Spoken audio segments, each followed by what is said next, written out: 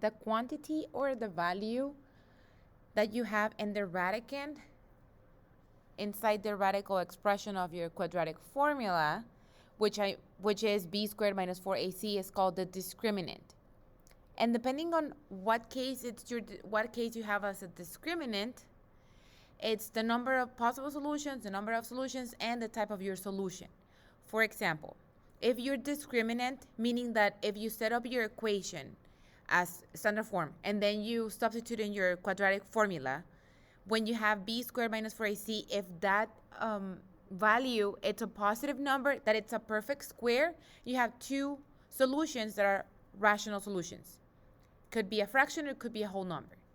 If you have a positive number, but it's not a perfect square, you have two solutions, but they're irrational, meaning that your final answer is going to have a square root value or a radical value. If your discriminant is 0, if b squared minus 4ac is 0, when you substitute, you only have one solution, that it's 0, and it's a rational solution. And if your discriminant, you end up having b squared minus 4ac being a negative number, you have two solutions that are non-real solutions, which is when you have the I for an imaginary number.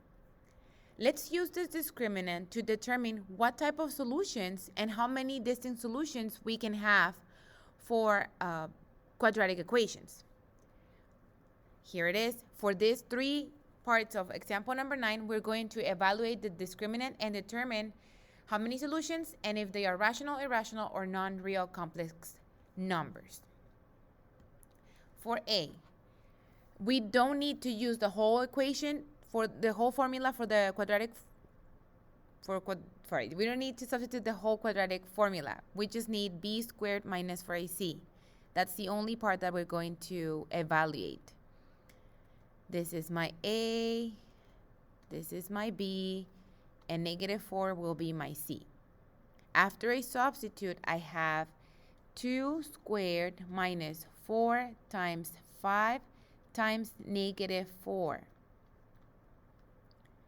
That's equal to, I'm going to do it by hand because I will take a little bit long to do it in the calculator while I'm recording.